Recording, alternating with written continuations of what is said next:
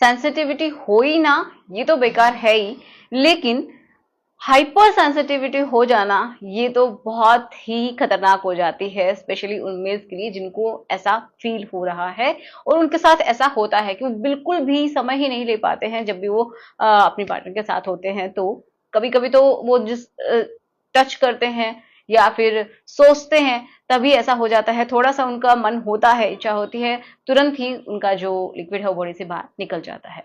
तो इसी को बोलते हैं हाइपर सेंसिटिविटी। ठीक है, अब ये क्यों होती है और क्या कर सकते हैं आप जिससे कि ये इसको आप कंट्रोल कर सकते हैं, बहुत हद तक कंट्रोल कर सकते हैं, तो इसका कारण भी हम समझेंगे। तो चलिए बात करते हैं आज के इस वीडियो की। सो मेरा नाम है एकता और आप देख रहे हैं बहुत ही प्यारा सा चैनल स्टडी विद मी। तो चलिए समझते हैं। देखिए, हाइपर सेंसिटिविटी का मतलब यही है कि जो नर्व एंडिंग्स है ना वहां की, वो आपकी सरफेस के ऊपर आ गई हैं। तो शायद आप समझ नहीं पा रहे होंगे, मैं थोड़ा सा सिंपल करके आपको बताती हूँ। क्योंकि देखो, जैसे हमारी नॉर्मल स्किन होती है तो उसके नीचे एक और ये समझिए, अगर हम इसके अंदर डीप जाते हैं तो और स्किन होती है, ठीक है। लेकिन वहां पे क्या होती है कि बहुत सारी नर्व की एंडिंग्स होती हैं, मतलब वहां से नर्व शुरू हो जाती हैं। क्यों होती है नर्व? ताकि जो भी मैसेज है हमारी बॉडी से रिलेटेड, जो कि हमारे सेंस से रिलेटेड है, वो हम अपने ब्रेन तक पहुंचा सके और वहां से जो आंसर है वो लेके आ सके, इसलिए होती है। तो फॉर एग्जांपल मान लीजिए ये स्किन है, तो इसके नीचे और भी स्किन है, इसकी बहुत सारी लेयर्स होती हैं, ये इतनी ज्यादा भी सॉफ्ट नहीं होती है, बहुत सारी लेयर्स होती हैं। और उसके नीचे जो न्यूरॉन्स हैं, ये समझिए नर्व्स होती हैं, वो वहां पे मिलती है, नर्व की एंडिंग्स वहां पे मिलती हैं जो ग्रहण करती हैं और ब्रेन तक लेके जाती है, और वहां से जो मैसेज आता है वो वहां हमारे इस हिस्से पे फील होता है। ठीक है, समझ पा रहे हैं? तो सेम टू सेम ऐसा ही प्रोसेस होता है, आपका जो पार्ट है, जो पैर हिस्सा है, उसके जो हेड वाला हिस्सा होता है वहां पे। तो एक्चुअल में क्या होता है कि केराटिन नाम की एक लेयर होती है, जिससे क्या होता है कि आप ये समझिए कि आपका जो पार्ट है वो दो हिस्सों में है, एक आगे वाला जो कि हेड वाला हिस्सा है, एक पीछे वाला हिस्सा। ठीक है, तो आप इतना समझिए कि जो पीछे वाला हिस्सा होता है उसके ऊपर एक थिक सी स्किन होती है, तो ये समझिए वहां पे क्या है, केराटिन की लेयर्स ज्यादा होती हैं। उसके अंदर जाके क्या मिलेंगी आपको, नर्व की एंडिंग्स मिलेंगी, होगी उतनी कम, सॉरी उतनी ज्यादा नहीं होंगी जितनी की हेड के ऊपर होती है। जो हेड वाला हिस्सा होता है उसके ऊपर एक से दो लेयर ही हो सकती है, सिंपली एक ही लेयर समझिए केराटिन की, जिससे कि आपको थोड़ी सी सेंस ज्यादा फील होती है। मतलब जहां पे केराटिन की लेवल ज्यादा है वहां पे सेंस आपको कम फील होगा, और जहां पे कम है वहां आपको ज्यादा फील होगा। सिंपल सी बात है। तो ये समझिए एक लेयर है और वो भी किसी भी तरीके से आपने डैमेज कर ली, तो जब वो डैमेज हो गई है तो जो नर्व्स की एंडिंग्स होती हैं वो बहुत सारी आपके सरफेस के ऊपर ही आ जाएंगी। तो जो हेड वाला हिस्सा है ना, उसके सरफेस के ऊपर ही वो बहुत सारी एंडिंग्स आ जाएंगी, जिससे कि क्या होगा, आपको बहुत ज्यादा सेंसिटिविटी फील होगी और आपका समय जो है वो कम हो जाएगा। ठीक है, तो इसको ठीक करने के लिए आपको क्या करना है उसके बारे में बात करते हैं।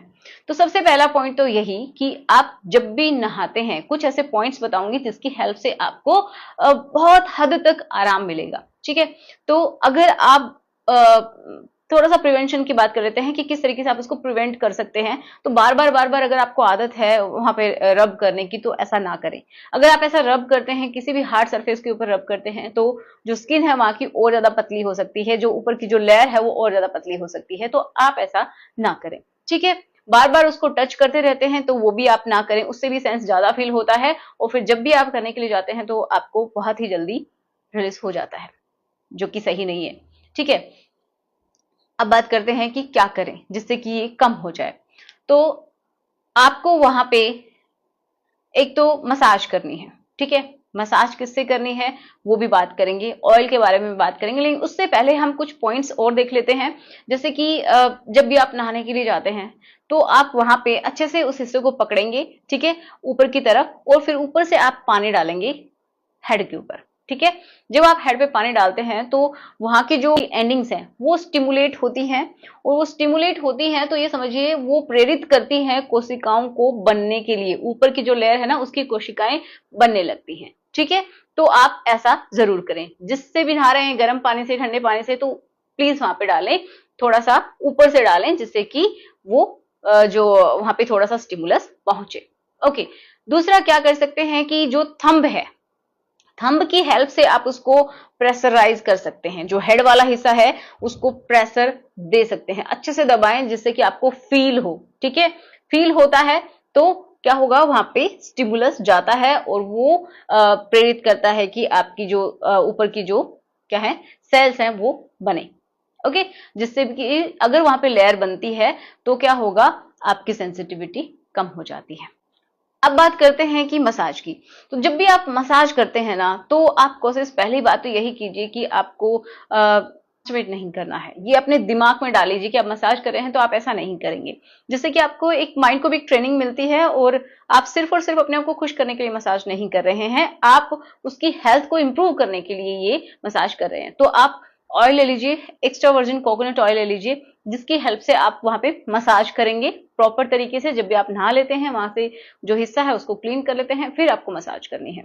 ठीक है, या फिर आप क्या कर सकते हैं कि ऑयल, जो कोकोनट ऑयल है वो ले लीजिए और आपको 4 to 5 ड्रॉप्स क्लोव ऑयल की ले लेनी है। ठीक है, उन दोनों को अच्छे से मिक्स करके हल्का सा अगर आप उनको गर्म कर सकते हैं, डायरेक्टली आपको नहीं करना है, गर्म पानी में रख के या फिर आप ऐसे भी अपने हाथ पे रगड़ के कर सकते हैं और फिर आप उससे मसाज करेंगे तो भी बहुत ज्यादा हेल्प होती है, आपकी सेंसिटिविटी रिड्यूस होती है। लेकिन एक बात आपको याद रखनी है कि अगर वहां पे कोई भी घाव है, किसी भी तरीके की इंजरी है, तो आप डायरेक्टली ना करें, क्योंकि वहां पे आपको बहुत ज्यादा जलन हो सकती है।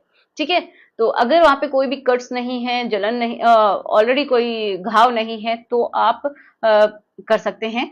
ठीक है, अदरवाइज आप सिंपल कोकोनट ऑयल से मसाज कीजिएगा।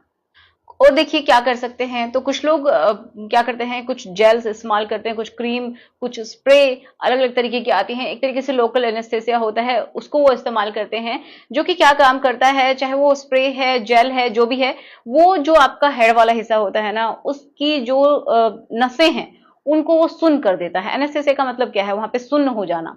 तो अगर आप भी ये इस्तेमाल करते हैं तो मैं इसको बिल्कुल भी रेकमेंड नहीं करूंगी। हाँ, कभी कभार ठीक है, लेकिन आप रेगुलरली इसको इस्तेमाल कर रहे हैं तो आपको खुद महसूस होगा कि जब आप नेचुरली करते थे तो आपको अच्छा फील होता था।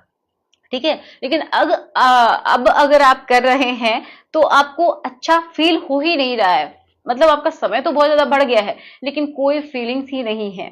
तो सिर्फ आप अपने साथी के लिए ही कर रहे हैं, अपने लिए कुछ भी नहीं कर रहे हैं। तो ये धीरे धीरे जैसे जैसे आप इसको कंटिन्यू इस्तेमाल करते जाएंगे तो धीरे धीरे वो भी काम करना छोड़ देगा और आपका कॉन्फिडेंस और भी ज्यादा गिर जाएगा। ठीक है, तो आप ऐसा ना करें, कभी कभार ठीक है, लेकिन रेगुलरली आप इसका इस्तेमाल नहीं करेंगे। और एक चीज आपको याद रखनी है, अगर आप इसका इस्तेमाल करते भी हैं तो अपने पार्टनर को इससे बचाना है। वो कैसे, क्योंकि जब भी आप इसका इस्तेमाल करेंगे तो या तो उसको साफ कर लीजिए, और अगर आप साफ नहीं करना चाहते हैं तो आप उसके ऊपर जो भी प्रोटेक्शन है उसका इस्तेमाल कीजिए, ताकि डायरेक्टली आपकी जो पार्टनर है उसकी स्किन के ऊपर जाके ये इफेक्ट ना करे, अदरवाइज उनको एलर्जी भी हो सकती है। ठीक है, या फिर कोई भी इन्फेक्शन वहां पे हो सकता है। तो आशा करूंगी आपको समझ में आया होगा कि किस तरीके से आप इसको कंट्रोल कर सकते हैं, घर पे रह के क्या कर सकते हैं। तो चलिए मिलते हैं नेक्स्ट वीडियो में। Thanks for watching, good bye.